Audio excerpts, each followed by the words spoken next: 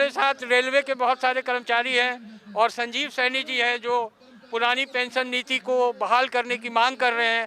आइए उनसे जानते हैं उनकी मांग क्या है और वो कितने समय तक इस धरने से बैठे हुए हैं और कब तक धरने पे रहेंगे।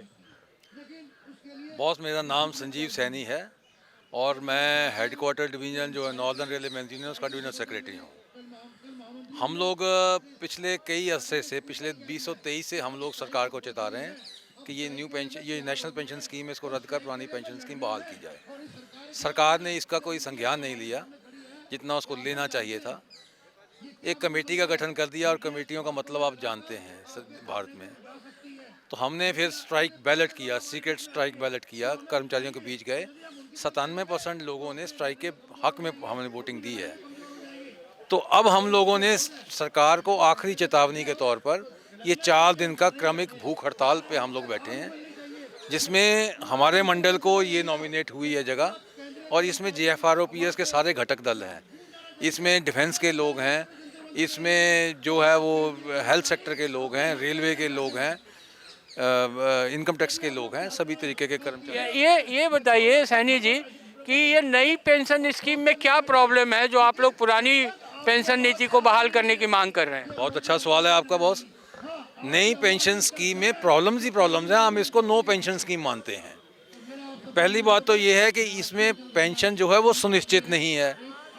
पहले ये था कि हमारा जो फंड है, जो फंड मैनेजर हैं वो म्यूचुअल फंड में पैसे लगाएंगे। जब से ये मोदी सरकार आई है, सरकार चेंज हुई है, तो सरकार ने इसको ओपन कर दिया शेयर मार्केट के लिए भी। उससे क्या हुआ कि हमारी अब जो पोजीशन है वो स्पेकुलेट हो रही है।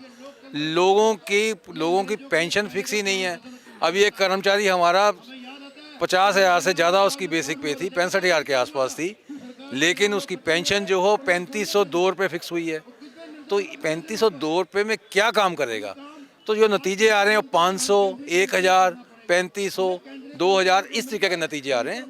एक तो ये इसमें करूपी है कि इसमें पेंशन जो है निश्चित नहीं है। दूसरी करूपी इसके अंदर ये है कि ये जो पेंशन है वो कर्मचारी तक ही सीमित है, इसमें फैमिली पेंशन का कोई प्रावधान नहीं है। तीसरी करूपी इसमें ये है कि जो मेरा जो साथी कर्मचारी है जो 2004 से पहले का है, उसकी अपनी कोई कंट्रीब्यूशन नहीं है। इसमें हमें 10% का अपना कंट्रीब्यूशन देना पड़ता है और 14% सरकार देती है।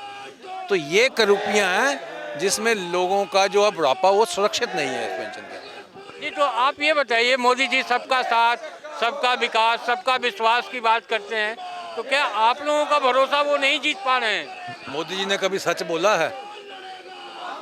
अगर कोई बोला है तो बता दीजिए।